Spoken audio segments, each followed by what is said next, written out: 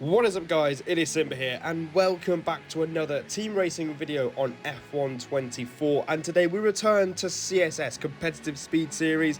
If you haven't seen the last race in China in COT, I highly recommend you go check that one out before you see this one. And of course the title is what it is because I've joined a new team called FRT, Future Racing Team. I've made the switch, but by the time I am recording this I'm pretty sure the announcement's gone out and most people already know already.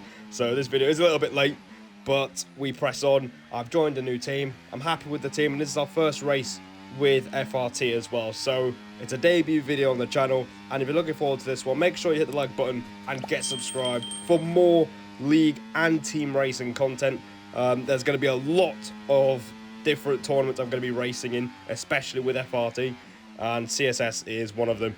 Just to make a debut and see how we get on. So, as you can see in the background, on our first lap, it's a bit scruffy as we had a big drift in Sector 2. It's a 9.0, which puts us 5th at the time, but obviously we get pushed down to the fringes of the top 10 because that is not a very good lap at all. So, we're going to need an improvement on the second lap. Thankfully, the lap around Zandvoort is pretty short, so I can show you guys as many laps as possible in the time frame. So through turn 1, gaining just under half a tenth as we swing through turns 3 and 4, nice and tight through the banked hairpin, and early on the throttle, using the overtake down towards the downhill right-hander.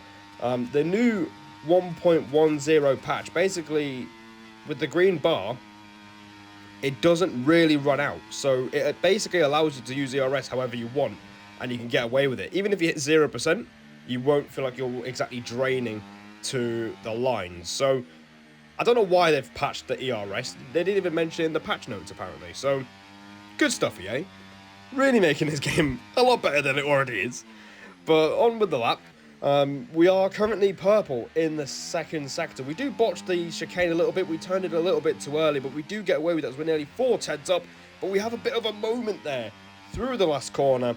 A few flashbacks to AEC last season in Zandvoort on F1 23, where we were struggling on that same corner, but it doesn't stop us from hitting a 8.7 and getting straight back into the top 5, and we're going to go again, because as you can see, we're back down in P9, so the lap times are literally filling in as we get through this session. Everyone seems to have found their way around this track, and especially MVR Gabble, I think he's on an 8.2 right now, so MVR, obviously, very quick, and we're going to try and get a little bit closer, but unfortunately we have a bit of a moment through turn 4, and that completely ruins the lap, and we might be having a few time crunches as we come towards the end of the session. Yeah, I should have enough time. I agree. There should be plenty of time, and even if I'm running out of fuel, it's a short track anyway, so it's not. So, as you can hear me say there, I'm talking to my FRT engineers, FRT Harvey and Belrofux. We're agreeing that we do have quite enough time to go again, but it might be tight towards the end of the session. So, into turn 1 we go on the same set of tyres. Lovely turn in, stay close to the apex and use the exit curb. And we've gained just under half a tenth. Bit of a moment through turn 3, but through turn 4, we somehow managed to gain the time back. So we are still half a tenth up as we come in towards Sector 2. So the first sector split is a 24-0. I'm pretty happy with that, as that is a very good first sector. Just a few hundreds off of 23, which is pretty good as we swing through these combination of right-handers down to 4th gear this time, and it's very easy to understeer into the grass through that third right-hander, but we get away with it as we manage to maintain the minimum speed as we open DRS from the patient left-hander, pick up a late apex as you make our way through to Sector 3. We actually hit the curb properly this time and through the banked corner, stay nice and tight once again, and we are currently half a tenth up. Through the last corner, we go a little bit wide on the curb, but we do not lose the rear through the corner. So we're now a tenth and a half up, and it's another much needed improvement as we cross the line. It's an 8.5.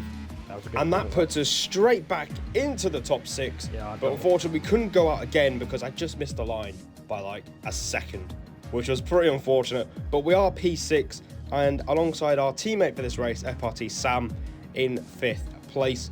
He used to be an SLRT as well, so it's a little bit of a reunion there, and we're on the 3rd row, which is pretty good team-wise. We're both in a really good position. My PB was an 8.49. So even if we did do that, we would have been 6th anyway. So I think we've got the max amount of qualifying. It was a faster lap than we did in AEC, so it shows in signs of improvement there. So let's get into the race and see what we can do.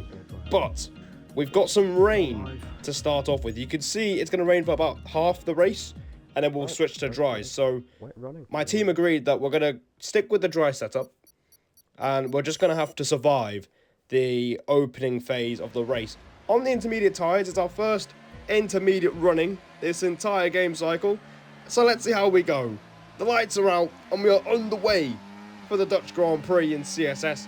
We do get Sam off the line, but going into turn 1 we almost understeer into the Alpine of CRA Hops, and Sam gets the outside line and takes back 5th place. And now we're under pressure from the fake TB, Shizu's new signing used for CSS races, and we're going to go side by side with him here. Sam just about staying in P5, the top 4 slowly creeping away from us as we're side by side with the Red Bull going in towards the right-hander, trying our best to make sure we leave space all times, trying to be respectful as there's a bit of contact there, but it doesn't affect him too much. We're still going side by side. We're going to try and lunge it up the inside through the third right-hander, but TB just ekes out ahead. But unfortunately for him, he goes for a huge spin. I have no idea what's happened there. I don't know if that was lag or him touching the grass. I don't know what's happened, but we have somehow managed to maintain P6, and that's where we stay for the opening few laps, where I was actually feeling quite confident in these intermediate conditions. And you can see we're right behind our teammate of FRT, Sam, and we're actually going to agree to swap the cars because I did feel quite way quicker at this stage of the race. So we're going to deploy the ERS. Sam's on none. Let's us go. You can hear me say thank you in the background as we move up into the top 5 in this Dutch Grand Prix. Now it's up to us to make sure we can catch and pass CRA Hops, who's just a second up the road. You can also see that Furious in 3rd place is going after the 2 McLarens of Liam Bowman and Gabor. I believe Bowman is holding them back a little bit so Gabor can pull away. You can see on the minimap there's one McLaren quite a way ahead of the rest, and it's because Bowman's fighting along with Furious. You can see Bowman goes a little bit wide there into turn 1, but he stays ahead. So Furious is going to try and make something happen. You can see we've managed to close up with Hops as well, and we're going to see if we can try and force him into a mistake. We get a very nice line through the banked hairpin. I'm struggling to get my words out for some reason. So we're right behind him. You can see we're taking a few tighter lines. You can see Hops kind of just drifting his way around the track. You can see it's a very early turning point there from the Alpine. Obviously, looking to make sure he doesn't understeer. He has a bit of a moment, though, through the third right-hander. Now we can try and take advantage of it. Going through this corner here, we've got a decent exit. We're right behind the rear wing, up in his gearbox now, and we're going to try and force him offline, force him into an error. But as we go through the chicane, we get a tap in the rear from our teammate, Sam, and that chance might be gone. That's all good. We're still facing the right way. But no panic, no need for that, because we're both facing the right way, and that is the main thing. But we will have to try again. You can see the conditions. They're starting to dry out as well, so... Didn't realise how close you were behind me there, so... My bad. We might have to think about switching to dry tyres pretty soon. A lot sooner than you think, because it looked like in the weather conditions, it looked like it was going to rain for half the race. So we're going to try and keep putting pressure on Hops, try and force him into another error and try and take advantage of it. But the track is drying, so track position is going to be everything. You can see in the lap, Sam has lost out to BRT Crowding and TTM Placky, and he's down in 8th place. But crucially, DRS is enabled now, so that is the main sign from the game that it is time to pit for dry tyres. But we're going to make a huge strategic call here. Yeah, Sam could box.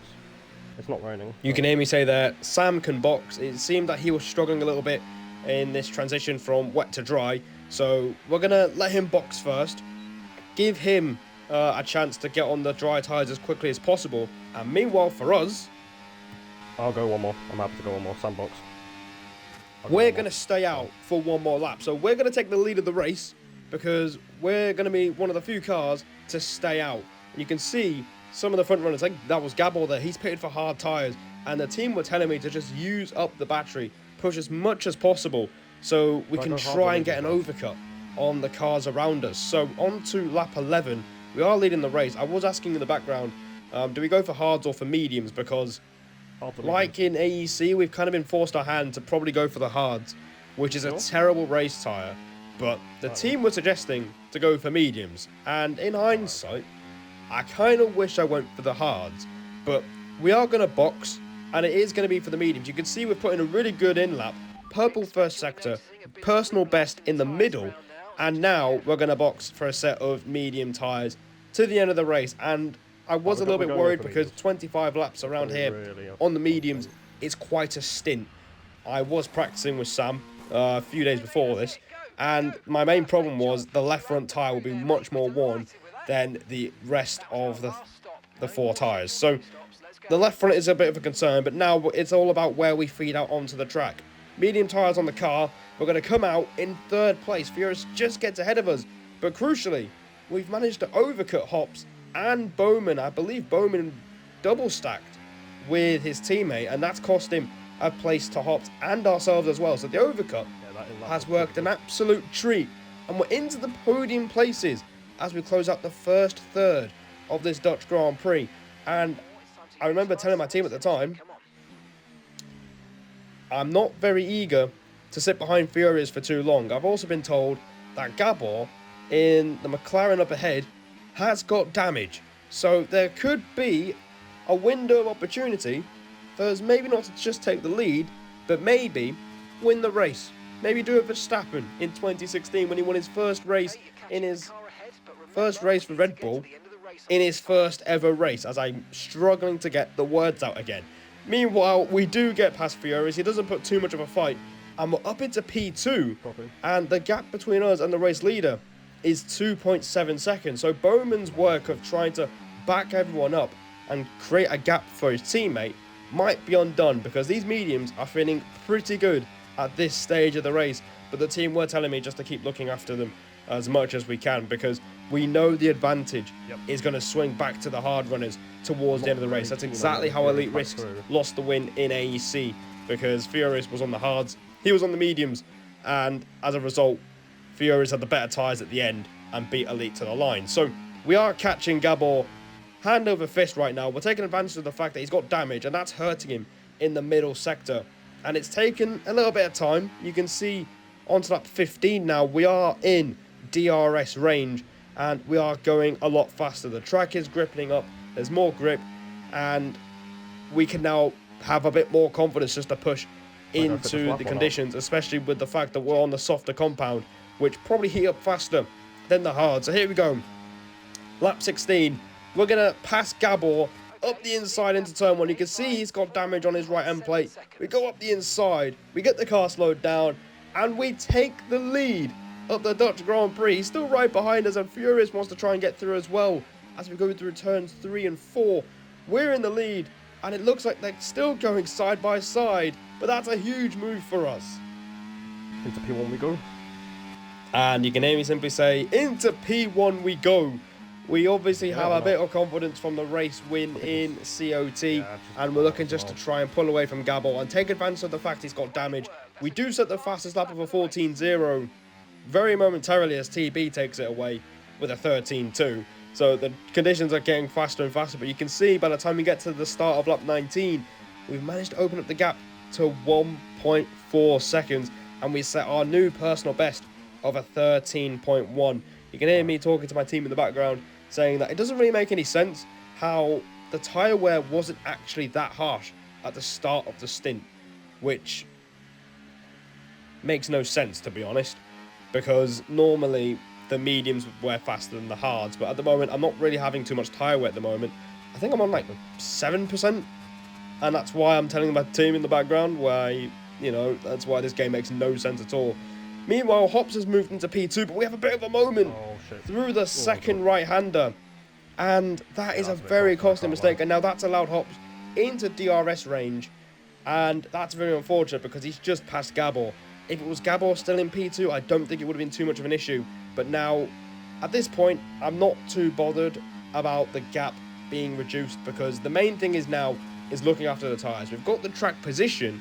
It's just about getting these tyres to the end of the race so we don't lose out towards the end. As you can see, Hops does the fastest lap, and he comes through to take the lead of the race. We get the car slowed down a little bit more just to make sure he gets through the corner, because we don't want to lose too much time here.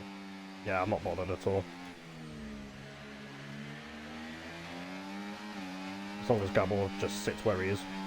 And that is another crucial call. Quite a lot of comments in this video, and there's another one. I'm not too bothered at the fact that Hops has taken the lead, because that means we can actually charge up the battery and just save our tyres a little bit, just being sat behind another car. But now what we're going to do is we're going to be tactically swapping places with the Alpine driver. So he lets us through, back into the lead we go.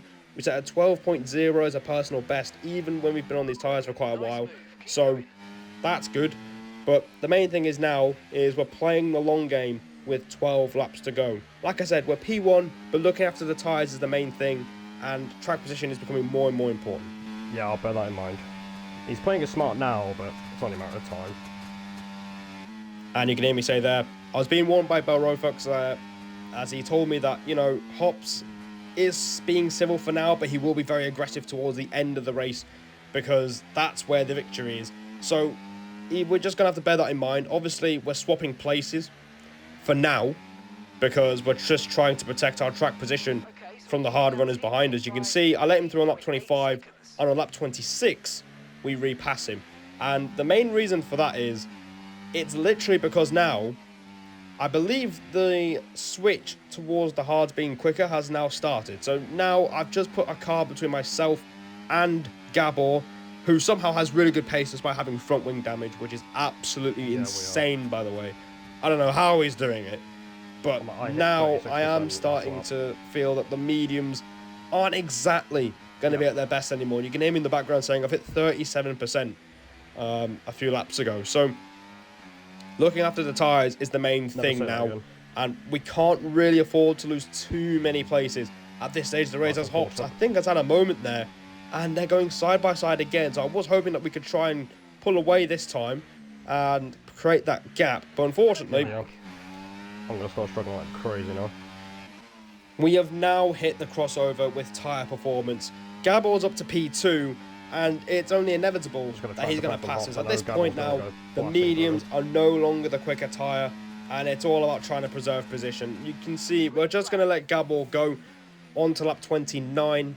He actually passes us in a yellow flag part of the track, so he's going to let us back through. I was a little bit confused, but I will say in the background that it is because of a yellow flag.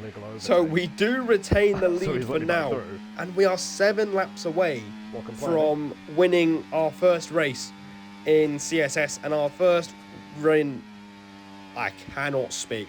Our first win for FRT. I don't know why I'm struggling through this video, but on to lap 29 now. We're still in the lead, but for how much longer? Because Gabor wants the place back.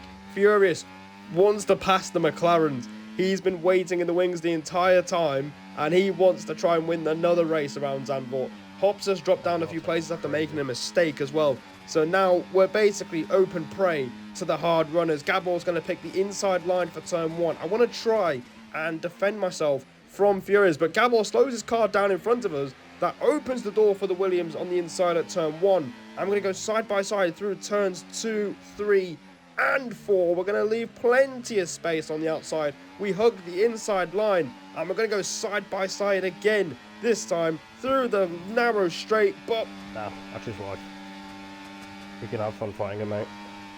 We decide to let him go. There's no point fighting right now, because all the battling is going to happen on lap 35 and lap 36, because that's how league races are decided these days. You have to wait for the last lap for things to happen, but Liam Bowman doesn't want to wait for lap 35. He sees us struggling, and he wants to take a podium place as we're going side by side from the left-hander and into the final sector. We're going to try and outbrake him, but we do tap the back of Furious. That ruins our line. We make a bit of contact. We're banging wheels with the McLaren as he's on the grass. Oh god. Oh my. That looked bad. Are you alright? Let me know you're okay. How can someone's racecraft be this wank when he's so fast? I don't believe that. It's brilliant. And just like that, race over. A big shame. We did make contact with Bowman. and it just threw us straight into the wall, and that is game over. A race win was definitely on the cards. I really do feel like I wish that I went for hards instead of mediums, because the mediums were kind of struggling towards the end of that point. In terms of Bowman, well, he obviously felt that I was at fault and complained at me about it, but I don't know why. He still finished the race. I didn't. So we'll just see what the stewards say about it. But they make questionable decisions sometimes, so we'll see what happens there. Sam got a speeding penalty, which means he finished 15th after the penalties. I don't know what happened there, but either way, we score probably no points. And it's a big shame, because big points were on the cards for both of us. So, yeah. It's the way it goes sometimes. The pace was there, and it was a really good race up until that point. So even with the DNF, I'm not too mad about it. The driving was on point, and we have to go again in the next race, which is in AEC. So I hope you guys enjoyed this one, and I'll see all of you in the next one.